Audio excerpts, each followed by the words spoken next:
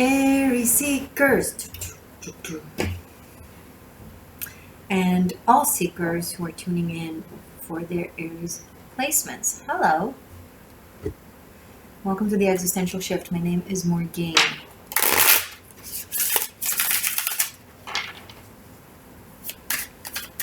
Aries.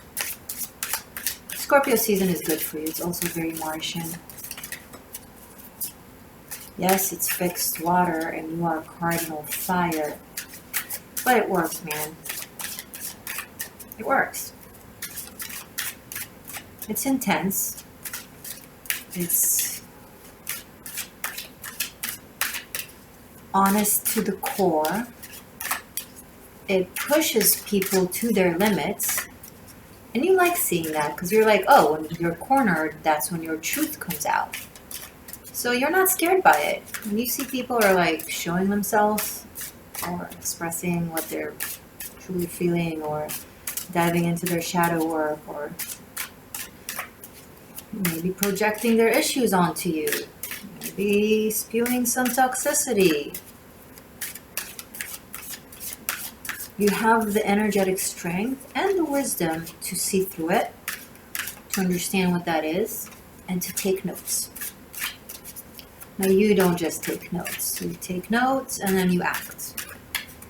By the end of Scorpio season, by the end of November, you'll be after some cuttings, some decisions, some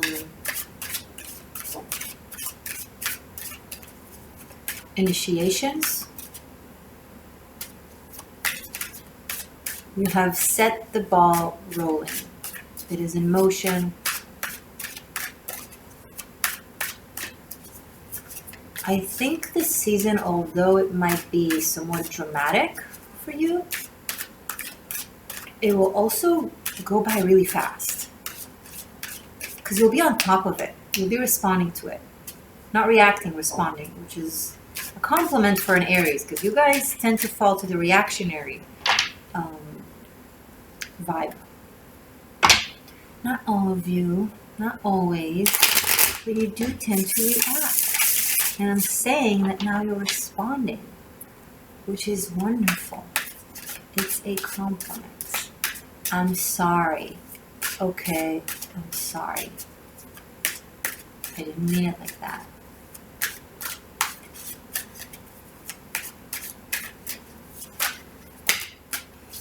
Six of Pentacles, Judgment, Eight of Wands, the Emperor, and Three of Wands. Let's look at this. Six of Pentacles and Judgment. Maybe some news of incoming money. And then Eight of Wands,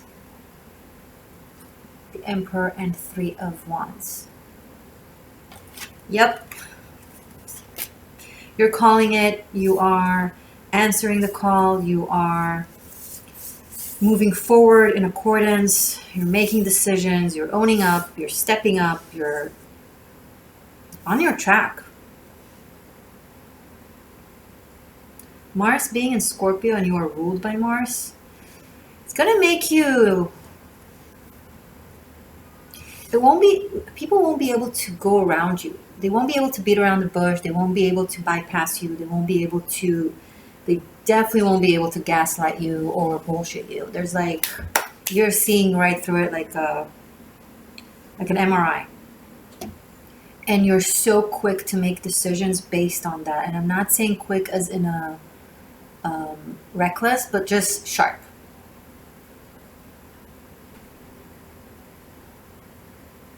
You have come to a point, or you're reaching a point now in November where you so know yourself, no one can tell you otherwise. And it's not blind stubbornness. It's not rigidness. It's a backbone that you've earned.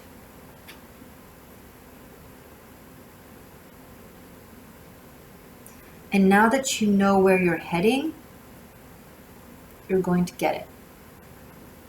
I think this will trickle into Sag season, into December.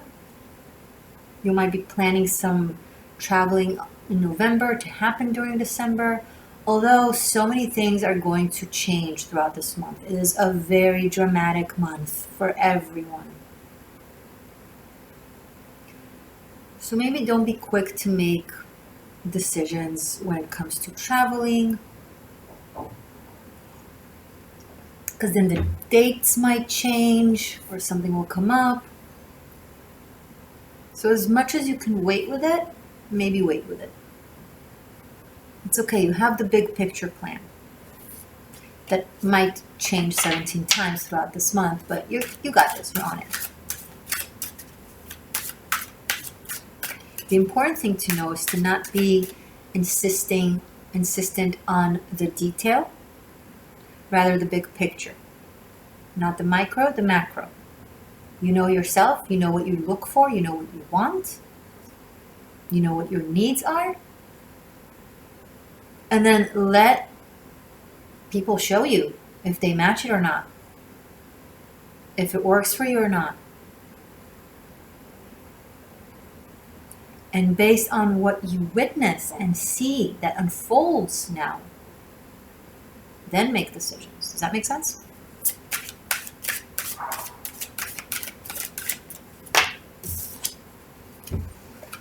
The Lovers, King of Pentacles. You're looking at a big life decision from a very pragmatic, practical point of view.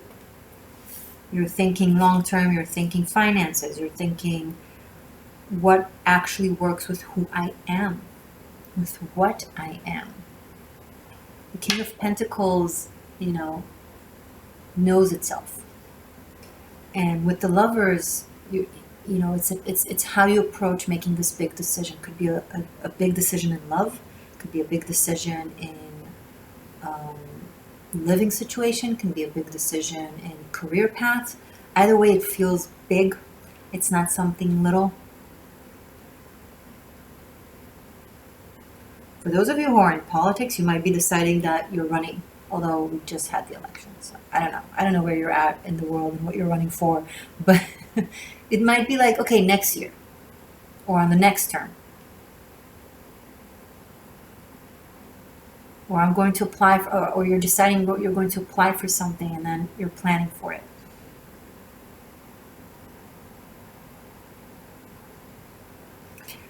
By January, I see you guys on a very different trajectory.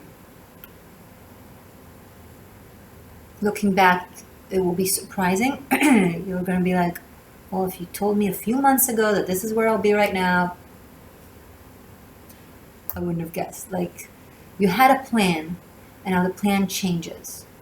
And it's good that it's happening with you because you're able to deal with it really well, and you're on your toes, and you respond well and intelligent. So it's going to work out.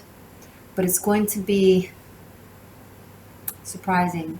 The lunar eclipse in Taurus on the 19th with Uranus right on it. Major disruption and changes and shocking surprises to our sense of stability, meaning where we are in the world, who we are, what we do, what we choose. All of these things are going to be challenged this month. And for you, it's exciting. Because as I said, you're able to lead this. You're not going to let it even if it surprises you, you're going to respond so quickly and deal with it so well. Some of you are making career decisions. You're making a different decision. Maybe you're choosing a different path. Maybe you're upgrading. Maybe you're extending what you used to do, but into a subfield that is different. And you're deciding to focus on that.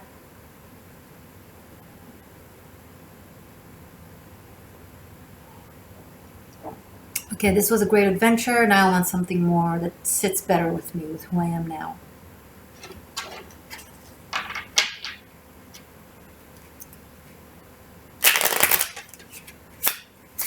There's a lot of masculine energy in here. This doesn't mean that this reading is for men. I mean, for only men, but whether you're a man or a woman, the masculine archetype is coming through strong. Okay? The initiative, the deciding, fire, the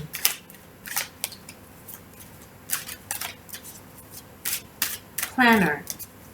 Everybody has that archetype, men and women alike, but that's what is coming out in November.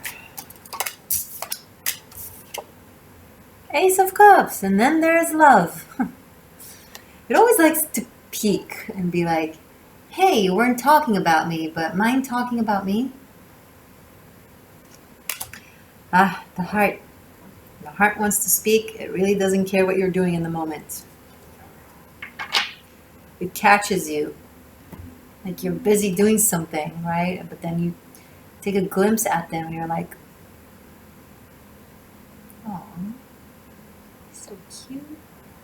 And then before you know it, you're staring at them for like, I don't know, 2-3 minutes. And then they're like, what? And then you're back to your thing. Focus, focus, focus, focus. Aww. Focus, focus. Aww. This could be a nice surprise for the heart, Aries. There's some really fast development, which is interesting considering the practical energy on the table with the Emperor and the King of Pentacles. It's like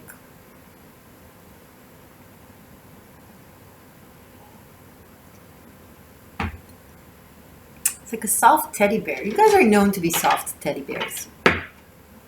You look like a tough bear, but you're a soft teddy bear. We all know Aries are softies on the inside. You guys are very, very sensitive, extremely sensitive, but you act tough. Okay, show me more. Queen of Wands. Okay. So you've taken care of business. Now you just want to have fun. You want to have fun with this person. You want to have, you want to feel excited. You want to be spontaneous. You want to be impulsive. You want to explore. You want to come out to play. Psst, Aries, coming out to play. Strength and Wheel of Fortune. So if you are in the business of creative, artistry, performance, in the performing art, this is very good. This could be an opportunity out of the blue, seemingly, like very, like very lucky, seems, that fits you like a glove. And you might be very, very excited about that. It's something that can put you in the spotlight. Either that or you're working with someone like that.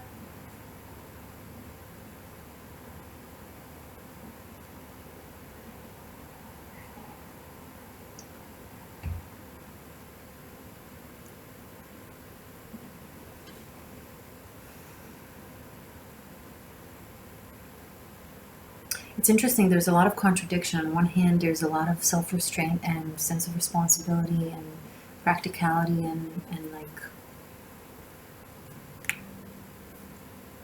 responsible responses.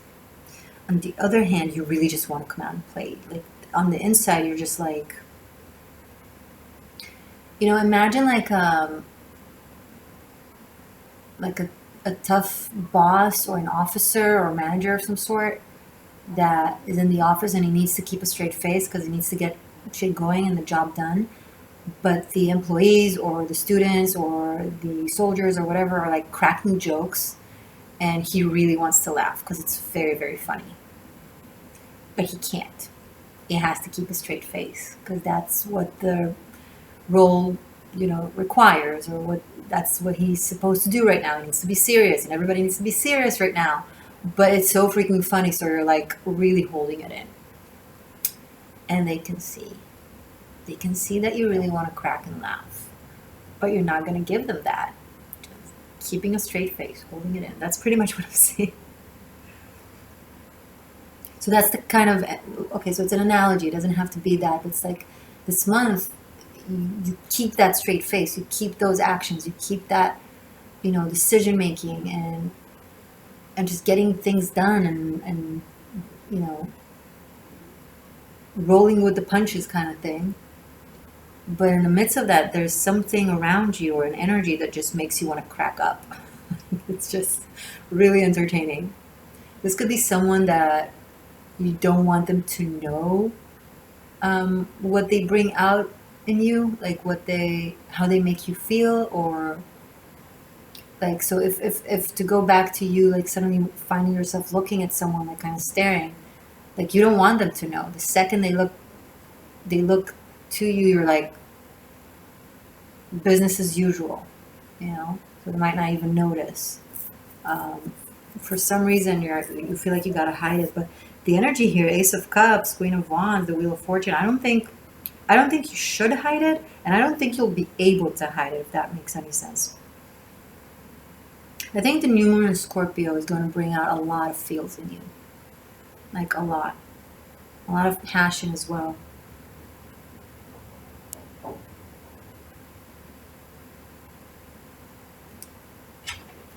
Show me more, please, for Aries for the month of November.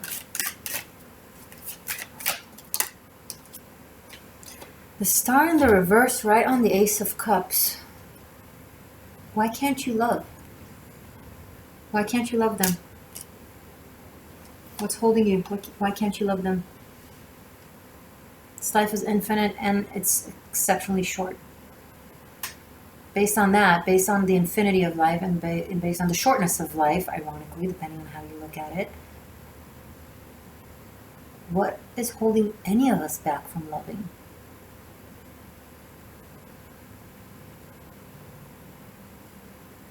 I think it should be regarded as a spiritual sin. I'm not referring to as sinful, stop. I mean, it's so hurtful, both to ourselves and the people we love. If we feel like we shouldn't, we couldn't, we won't.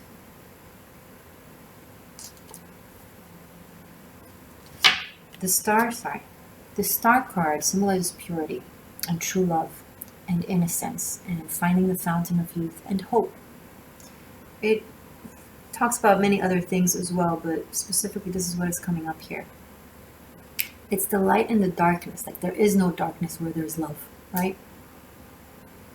So the reversal of it, it's not because it changes its meaning. It's because of our perspective that blocks it from being what it is.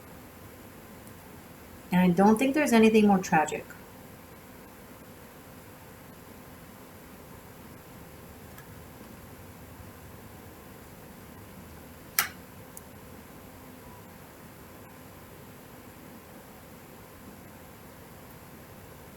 The song of Robbie Williams, I'm Loving Angels Instead, is playing in my mind. So I don't know if it means something to you. I'm loving angels instead. I'm trying to think of the other lyrics to see if there's something that applies here.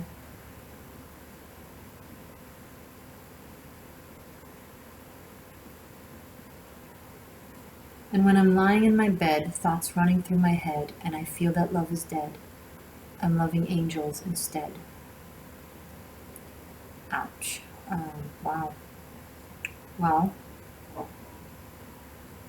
this tells us that love is not dead.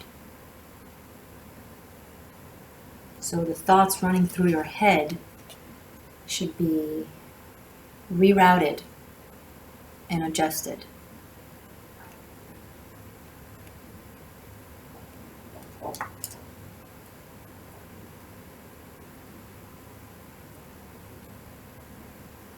I want to say something annoying. As long as there is self-deceit, there is hope.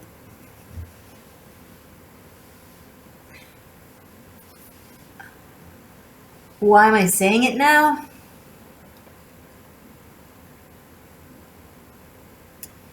Because although hope is a beautiful notion, and I spoke of it now in a beautiful way, in reference to a beautiful way. Oh my goodness, in reference to a beautiful thing. hope can be the very thing that keeps us away from being happy, from love, from abundance, from healing. I have hope it will be okay. Well, are you going to do something about it to make it okay? No, I'm hopeful.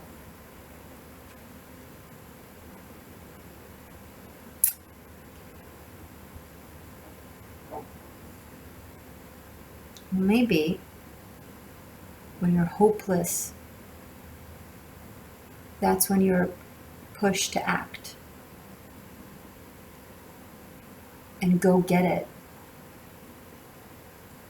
I'm hoping for that person to come to me. I'm hoping for that person to just change their behavior and be better. I'm hoping for this. Maybe that person has already showed you who they are again and again and again and again and again and again and again, and being hopeful about them changing or awakening or whatever, or seeing eye to eye, or all the things that you're hoping for. Maybe that's just false hope. Maybe that's just self-deceit. And you're just wasting your fucking life. And maybe hoping something will come to you. I mean, it's not a very Aryan thing. Aries tend to go and get. But, it really depends on the placements, on the mood. Sometimes you guys can get very sensitive and sometimes very insecure. It's not that you're that dictionary archetype of a go-getter. Sometimes you're really, really afraid of rejection. But putting that aside, going back to hope. Hope has to be, an escort to action. It can't be the thing itself. It can't.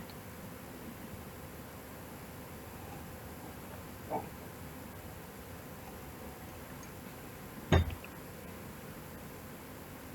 have a lot of 8, a lot of Saturn energy. Some of you are being very, very harsh on yourself, critical, judgmental to how you feel, to how you think, to what you want. It's not healthy. It's unnecessary. Look, anything of the past, if it becomes our past, that doesn't mean there was something wrong with it, and if there's nothing wrong with it, then it means that it needs to continue on and on. Nature is constantly in cycles. Seasons constantly change. Okay? Spring makes room to summer, and it's not because there was something wrong with spring, or it's not because there won't be spring. It's just spring was, thank you, great, now it's summer, and so on, right? And then fall, and then winter.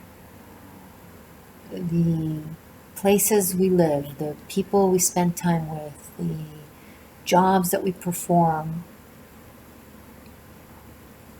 they serve their purpose for as long as they serve their purpose. And then comes another purpose and another purpose. And sometimes a purpose is a day, sometimes it's a year, sometimes it's 10 years, sometimes it's 10 lifetimes. We don't really know how long it lasts until we're in it. And then we don't really get an inclination to the ending in the beginning, because then we don't go through the process, that specific journey, that specific thing. We only know that it's over when it's over.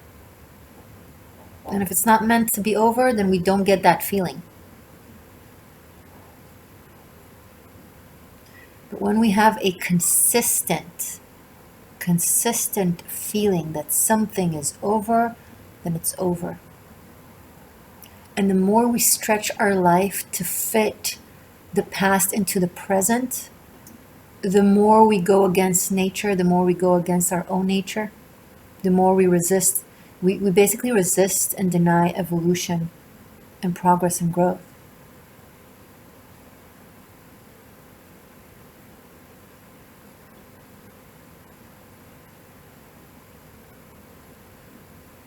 Whatever it is, Aries, I'm gonna say to you what I would say to anyone. Just trust your heart.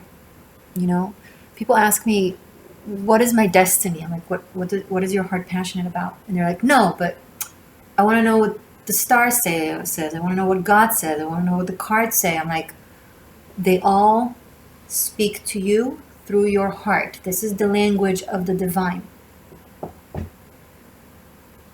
You don't need anything. Let me tell you something. You don't need it. You don't need me. You don't need any of this shit.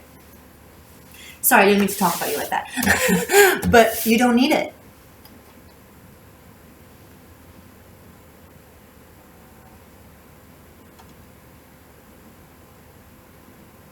Just take this candle in, stare at it for a little bit. Take a deep breath. Close your eyes. Continue only seeing that candle. And then ask your heart. And then it will tell you. It will.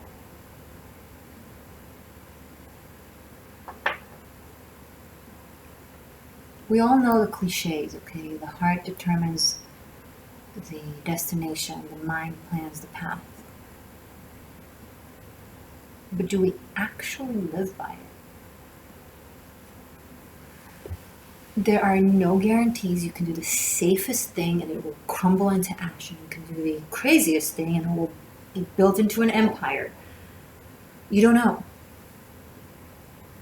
And it's not automatically about doing the crazy thing, or it's about what you want to fucking do.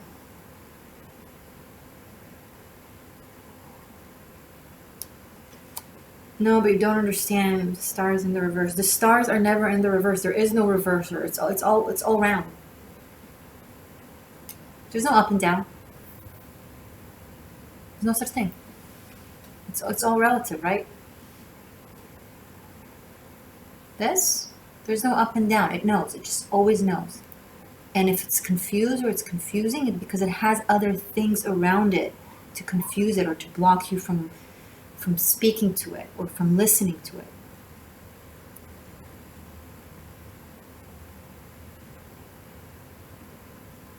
Your destined, fated career is what you're very, very passionate about doing and makes you really, really happy, and you're really excited about the thought of doing it.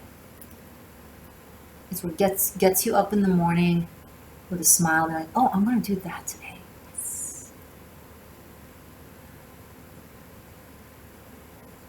If it makes you feel like shit, if it makes you feel heavy, if it makes you feel tired, if it weighs you down, I don't care what it is. I don't care if it's a job. I don't care if it's a partner. I don't care if it's an apartment.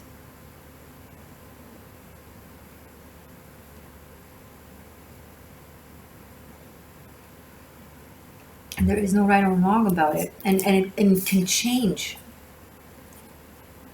What made you happy yesterday isn't making you happy today. What made you miserable yesterday isn't making you miserable today. Really all depends. It all depends. Oh, my beautiful humans. You guys are crazy. Okay, I wanna look at something here. Hold on.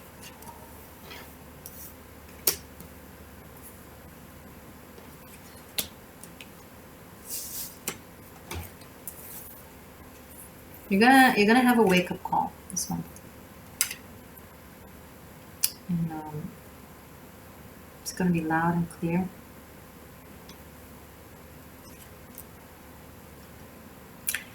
I'm going to continue this reading right now in your extended. Link is below. It's available on Patreon and on Vimeo. Please check out Patreon. It's Magic Land. You'll get more of me. Tarot Masterclass. If you want to study tarot whilst undergoing a shamanic spiritual journey with me, check out Tarot Masterclass, link below. Karmic Shift and Liberation could not be any more important project that I've made for this decade. You can have it separately on Vimeo, but you can have all of the signs for unlimited streaming. You guessed right, Patreon. If you're new, be sure to subscribe and come back to this reading in a few weeks from now just to tell me that I was right. Love you guys.